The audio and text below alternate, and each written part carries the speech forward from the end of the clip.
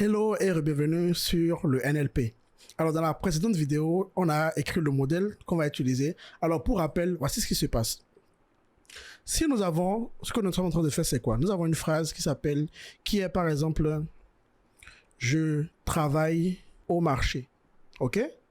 Donc cette phrase-là, chaque phrase pour nous, puisque nous avons des tas de phrases, chaque phrase pour nous est remplacée par un vecteur de 20 caractéristiques. Ok?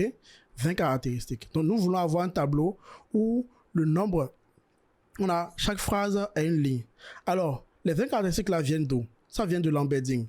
L'embedding, c'est chaque mot, ok, a 20 mots, a 20 caractéristiques, 20 nombres qui la caractérisent. Et nous, on fera la moyenne des qui représentent la phrase. C'est ce que nous avons fait ici.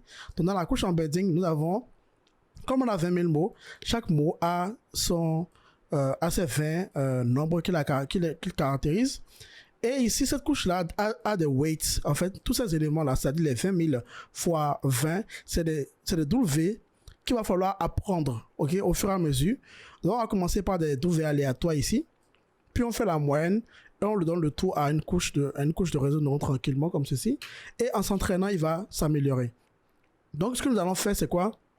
Nous allons maintenant entraîner notre modèle. Alors, je peux vous faire un modèle .summary d'abord pour qu'on voit les paramètres. Vous allez voir.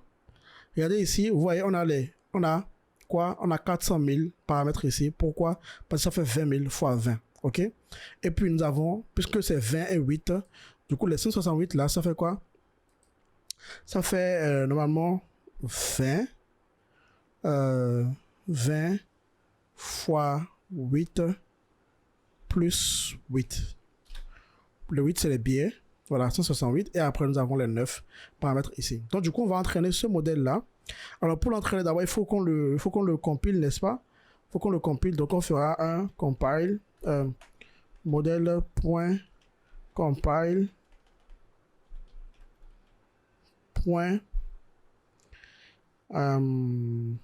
.compile, parenthèse comme ceci, et on va préciser que le loss, puisque c'est une classification binaire, on va faire le binary cross entropy.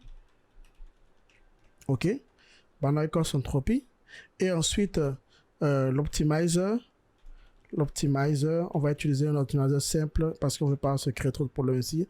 On utilise Adam ou SGD si vous voulez. Et pour les metrics, comme c'est la classification ici, on va utiliser le accuracy. Ok, donc du coup là on a compilé notre modèle et là maintenant nous pouvons faire l'entraînement. Alors pour l'entraîner, on fait h égale à modèle.fit. Donc d'abord les training padded, ok, padded parce que c'est les training padded qui ont les mêmes formes, ok, training padded, et le y c'est les training labels. Et on va entraîner pour entraînons peut-être pour second epoch. Mettons second epoch. Et comme validation data, ok, il faut qu'on voit la pertinence de notre modèle sur les données de test. Donc test padded et test labels comme ceci. Ok. Maintenant, si on mettait un peu de callbacks, comme on l'a vu depuis quelques notebooks. Donc du coup, je vais voir le notebook sur les réseaux de neurones convolutionnels. Nous avons des callbacks ici qu'on peut copier rapidement, qui peuvent nous aider à entraîner un peu plus longtemps et avoir une sorte d'arrêt. Alors je vais voir ici. Nous avons des callbacks. Voilà les callbacks ici.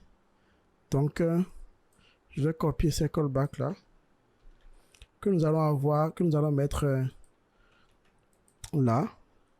Donc on a modèle checkpoint là, voilà. Ici, comme patience, on va mettre bon, on attend que si l'accuracy sur le test set, s'il ne change pas pendant 4 époques, là on pourra s'arrêter et on va sauvegarder automatiquement le même modèle en appelant best model. Ok, donc voilà. Et donc du coup ici, on va lui donner les callbacks en paramètres en lui donnant modèle CKP et stop. Voilà. Et donc, du coup, là, on lance l'entraînement. J'espère que ça va fonctionner. Ah, on a une erreur. Validation data ici. Voilà. Ok. Ça a l'air de commencer. C'est super. Alors, on peut voir que l'entraînement s'est arrêté, c'est terminé. Je pense que le loss, le val accuracy s'est amélioré. Là, et pour les 4 autres époques, c'est pas amélioré. Donc, ce qu'on va faire, c'est que nous allons peut-être éliminer le callback stop. Ok. On va pas le mettre là. Ok. Et on va préciser, on va essayer d'aller au bout des 50 époques pour voir ce que ça va nous donner. Alors, l'entraînement est terminé. On a les 50 époques. Alors, au lieu de regarder les éléments un à un, ça va être un peu compliqué à faire. Ce que nous allons faire, c'est que nous allons afficher. Je vais copier un code ici qui nous permet d'afficher en fait le graphe de l'entraînement. Donc, du coup, si je fais plot graphs, je donne en entrée le H, je lui dis que je veux le graphe par rapport à accuracy. Et ensuite, nous allons faire également la même chose, plot graphs. Et nous allons afficher le loss. Ok, donc loss. Ok, allons-y. Voilà. Ok. Alors ici on voit que le val accuracy, double accuracy d'entraînement, il évolue bien jusqu'à au-dessus de 95%, 96,58%, c'est super. Mais sur les données de test, en fait, il est en train de devenir pire. On a commencé par un accuracy qui était proche de 70% et c'est en train de diminuer considérablement après. Là, ça c'est un overfitting très grave. Alors on peut mieux le voir ici. Vous voyez le loss. Ici le loss il diminuait. Puis ici le loss il a commencé à augmenter. Vous voyez ce gros écart là, cette grande distance, c'est un vrai overfitting. Et ce n'est pas étonnant que ça arrive dans les problèmes de NLP parce que pour qu'on ait de bons résultats, il faut que les phrases qui soient les phrases ou plutôt les mots qui sont dans le test set, une bonne partie soit dans le training set. Parce qu'imaginez, par exemple, on entraîne un modèle sur des phrases données, ok?